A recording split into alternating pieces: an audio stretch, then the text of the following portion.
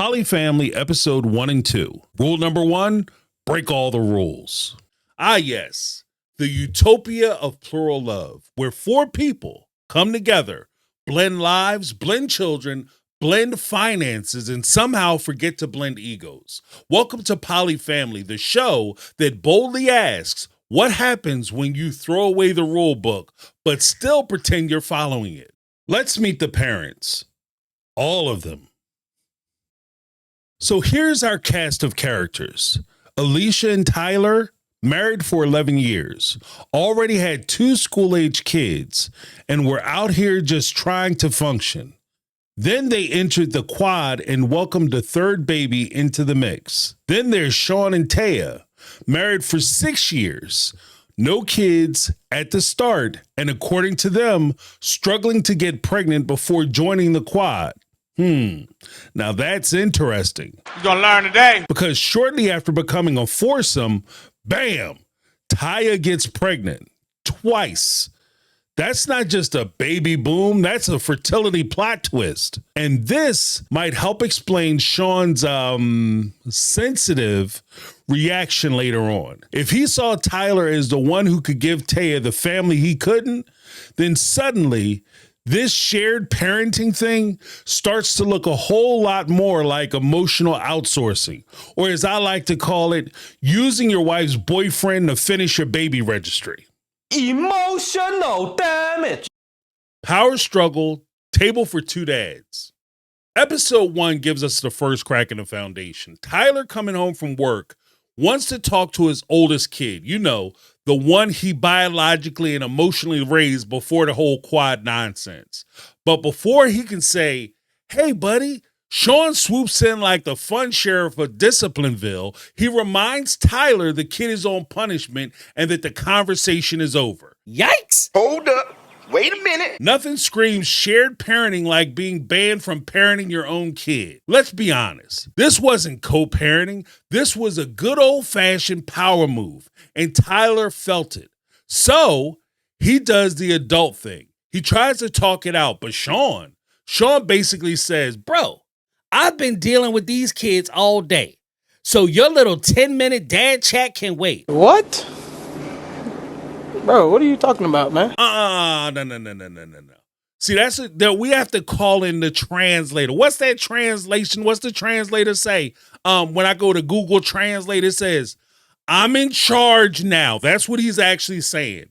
See, at this point, I wouldn't blame Tyler for checking if his key still worked on the front door, okay? Because he's being removed. He's being booted out. He's being replaced by the dude he's supposed to be co-parenting with. He's out of line, but he's right. Rules? What rules? Let's start with a basic truth. Plural relationships, by their very nature, break the traditional rules of monogamy. That's not a judgment. It's just geometry. One person, another person, that's a straight line. A quad, that's a love rhombus. And trust me, rhombuses are unstable shapes.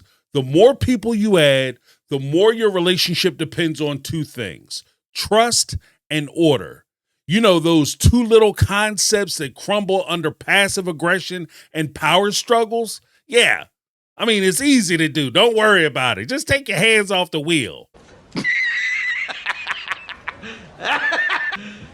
You serious?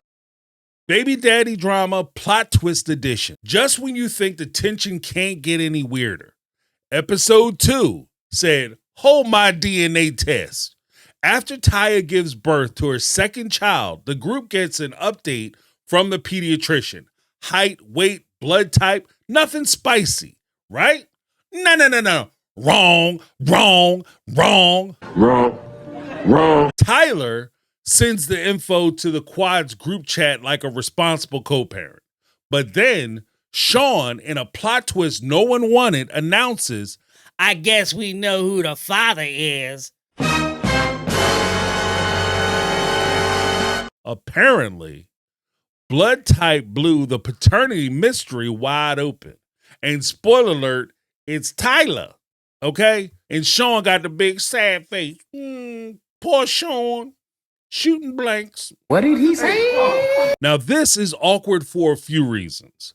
1, they agreed not to know who the bio dads were. 2, Sean knows he's not the dad. And 3, Sean clearly took it like a champ. If by champ you mean emotionally imploding in slow motion while keeping score on a mental scoreboard. When We're One Big Family meets reality TV. What these first 2 episodes really expose is the myth of seamless plural parenting.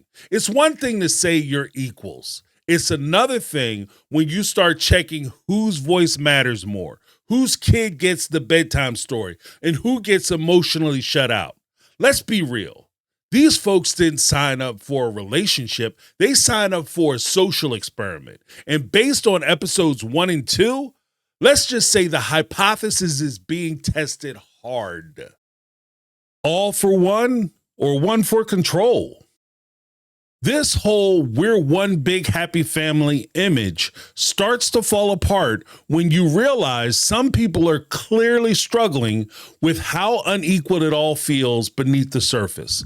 Tyler's trying to keep and maintain emotional access to his kids. Sean's trying to maintain control, maybe to preserve his image and place in a dynamic where he's starting to feel replaceable. Because if the kids are biologically Tyler's and emotionally bonded to him, and Sean's just the guy enforcing punishments and catching feelings, well, yeah, suddenly the whole equal parenting slogan feels about as real as a 3 a.m. text message that says, "Oh yeah, I'm really in love with you. I've been thinking about you. Can I come over to your house at 3 a.m? Booty call." That's stupid.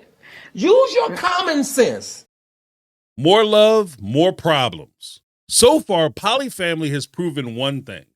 Love might be limitless, but patience, communication, and ego management, very, very, very, very, very, very limited. Okay? We've got parental turf wars, unspoken resentment, and DNA drama, and we're only 2 episodes in. I can't wait to see what fresh chaos awaits us next week. It's going to be insane. This whole thing is nuts. But hit the like button if you believe in equal parenting.